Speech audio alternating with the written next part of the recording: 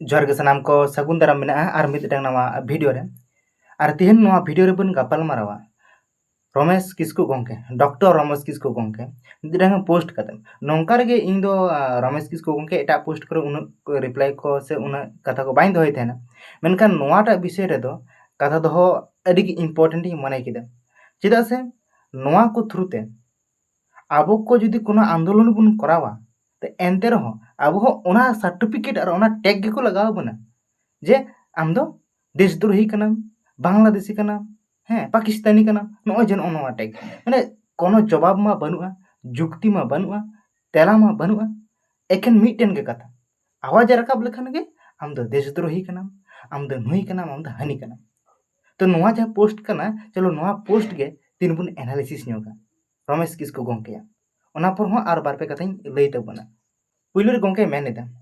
जे नोवा जहाँ नीट परीक्षा हुएना नोवा नीट परीक्षा रे रिजल्ट तिना झपाझप उडुंगेना तिना चाड़ उडुंगेना कथा नोवा तिना चाड़ उडुंगाना ओना बांगे काना कथा काना क्वेश्चन पेपर लीक रिया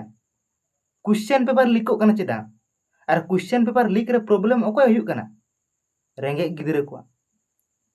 गोंके आम मिदटांग डाक्तार काना और आम उनको नीट एस्पिरेंट को दुख बाम बुझाव दाड़ेदा जहां को तो डाक्तार को बेना लगिदो काना डाक्तार होइना को मेने तो उनको दुख बाम बुझाव दाड़ेदा तो नोवा कोन मारंग दुख आर चेद होय दाड़ेना अरे मेंदा अडी स्पीड ते अडी चाड़ते रिजल्ट उडुंग चाड़ते उडुंगो और ये तो उडुंगो क्वेश्चन पेपर लीक काना नोवा है कोना मेन मुद्दा आराम मेनेदा आईन कानून कराव कते विराट व्यापार माने अपराधी को विराट शास्ति रना कथा मेनो काना ये मेनो काना गोंके नितो खन दो बांग मेनो काना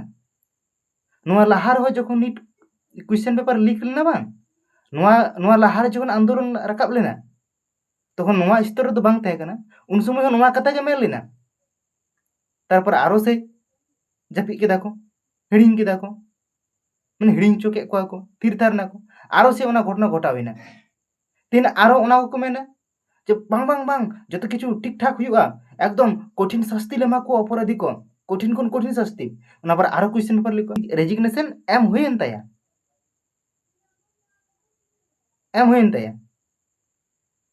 जहां राजनीतिक दल रन हर को मेन बड़ाय थेना जे बांग आले ठेन तो रेजिग्नेशन मेन तो चेत गे बांग काना मेनका रेजिग्नेशन हुएना तो नोवा को मेना पब्लिक पावर नोवा को मेना स्टूडेंट पावर और नोवा आंदोलन तो मित स्वतःस्फूर्त आंदोलन तहे काना मेनखान आपे लेकन हर ठेन जुक्ति मा बनुआ बिना जुक्ति तेगे जखन तेला बनुआ तखन तो ओनागे ताहले चलो जहां को आंदोलन तो उनको गे विदेशी मेता को उनको गे टेररिस्ट को देशद्रोही हैं ओकारे पाकिस्तानी बांग्लादेशी नोवा एमाकुम मेताकुम नोकारा सर्टिफिकेट एमाकुम तो नीट एस्पिरेंट को तोरा दुख बुझाव दरकार काना गोंके बुझाव दरकार काना नोवा नीट परीक्षा आबरन तिना सांताड़ रेंगे गिदरे को एम कदा को एबार नोना नीट क्वेश्चन पेपर नोका लीक लेखान प्रॉब्लम तो कोई हुआ आबरन गिदरे को हुयुग काना से एबार तीन उनको लगन गिदरे जदि आंदोलन ना कथा को मेना तार मुझे तखन उनको तो देशद्रोही ओकर एंटी नेशनल ओकर ची बस नोआ के चबाइना अरे मेन सेना बाहिनी ते हैं विमान ये एरोप्लेन ते क्वेश्चन पेपर चला एरोप्लेन ते क्वेश्चन पेपर चलाल के ची क्वेश्चन पेपर मा लहारे लिखो काना क्वेश्चन पेपर हरे लिखो तना उनके नोआ को तो बुझाव रना कथा काना से तो चे इन मेना आम मिद डाक्तार काना बुझाव में और एखेन नोडे नीट क्वेश्चन पेपर लीक लईते से नीट रना जो क्वेश्चन पेपर लीक काना ओना विरुद्ध रे एखेन आंदोलन तो बांग हुई काना पूरा शिक्षा व्यवस्था रिफॉर्म ना कथा मेनो काना पूरा शिक्षा व्यवस्था एखेन मिटेन क्वेश्चन पेपर तो बांग लिखो काना नोवा लीक रे तिना तिना गिदरे को सुसाइड किदा मेनखान गोंके ओना कथा मा बाम साब रकाब के चिदा मने मनरे दुख बांग बुझुग काना आ तीन उनको गिदरे को जखन या आंदोलन को आड़गो काना तखन तो उनको तो एंटी नेशनल नोंडे गोदी मीडिया चैनल को नेल कते मेनदम जे गिदरे को गाड़ी को भांग चुरेदा को हैं पब्लिक ये गाड़ी को रापु एदा गोदी मीडिया को कथा आजम कते ओरिजिनल वीडियो फुटेज को नेल में गोंके तेहन उन गिदरे को दाल के को नोआटा वीडियो नेल में से डेमोक्रेटिक कंट्री कहते हैं ना, राइट टू फ्रीडम और स्पीच है हमें। जब हम उस राइट को अपना यहाँ पे यूज कर रहे हैं तो ऐसे हाथ उठा रहे हैं। कहाँ है फिर राइट? गेट में गिरा दिया है मुझे। राइट हमें दिखाओ ना, कहाँ है हमारा राइट? क्यों मुंह बंद करके खड़े हो सब? जब लोगों को वो चाहिए धर्मेंद्र प्रधान, तो क्यों है, क्यों उन्हें शर्म नहीं आती? खुद लोग उनसे इतना नफरत कर रहे हैं तो छोड़ के सामने तक नहीं आया है इतने 20-21 दिन में। मस्त खा पी के रह रहा है, किसी को एक बार मुंह तक नहीं दिखाया है उसने। कैसा एजुकेशन मिनिस्टर है, किसने बना दिया उसे? जब हमारी बारी आएगी कोई,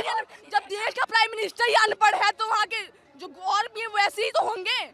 चाहे देश हमारा प्रधानमंत्री बन गया है तो देश डूबेगा ही हमारा। जब प्रधानमंत्री गंवार है तो नेशनल लेवल के इवेंट को जीत के आई थी मैं, नेशनल लेवल के मोदी जी के साथ वर्चुअल मीटिंग करके आई थी। क्या फायदा हुआ? क्या फायदा हुआ? क्या हो रहा है आजकल? कुछ नहीं हो रहा। ये टी शर्ट दी थी हमें वहां से इवेंट से, माय भारत की। कहाँ है हमारा भारत? क्या कर रहे हैं हमारे भारत के साथ? चेत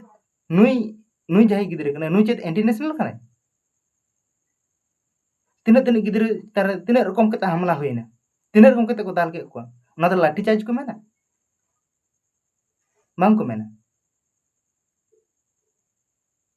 आरो जुदी बेसी किछु उदुगा आरो बेसी किछु एक्सपोजा तो न बहुत ललो गोदा तो बुझो दाड़े कान गया माम मेनखान ओने बांग को मेना अंधभक्ति ना अंधभक्ति निने लेवल रे खोड़ कना निने लेवल रे हे कना जे भागे बड़ी विचार ना क्षमता आ चाबाव कना उनके ओना अंधभक्ति तो कम तबुन में आर निरपेक्ष भावते नेल तबुन में जे ची कना बांग कना आम निरपेक्ष भावते नेल तबुन में से आम लेकान डॉक्टर ठेन खन जुदि नोंकान बयान हिजुआ तो नोआ अडी दुख रेना कथा कना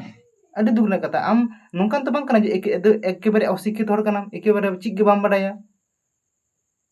उनका तो बांग कना आम शिक्षित हर कना डॉक्टर कना आम ठेन खन नोंकान बयान दो चे लेकाना तेहन ताले अकोय हो बड़ी विरुद्ध रे बांग को रोड़ा बड़ी विरुद्ध रे रोड़ लखन तो नोंकान कथा आजमो कना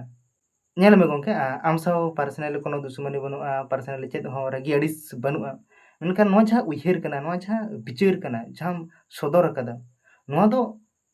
आबो को लगी धुमित नेगेटिव इंपैक्ट अगुया चेत आबरन गिदरा ओना करे बनु को नोआ क्वेश्चन पेपर लीक रे आबो को बाबुन इफेक्ट कना आबो को बड़ी बांग हुयु कना चेत आबो को आलादा कते डाक्टर बन बना कना से से आलादा कते इंजीनियर बन बना कना से आलादा कते सरकारी चाकरी बन नाम दा ओना सिस्टम रे ताय कते बन मेन से तो ओना सिस्टम के सुधारना कथा मेन हुयु कना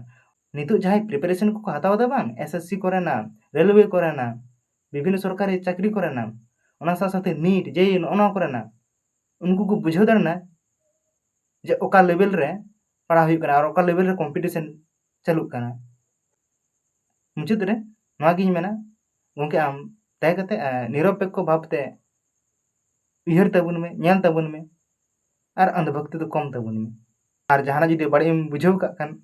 एकिन खोजो कना एंते रहो उयहर तबुन में।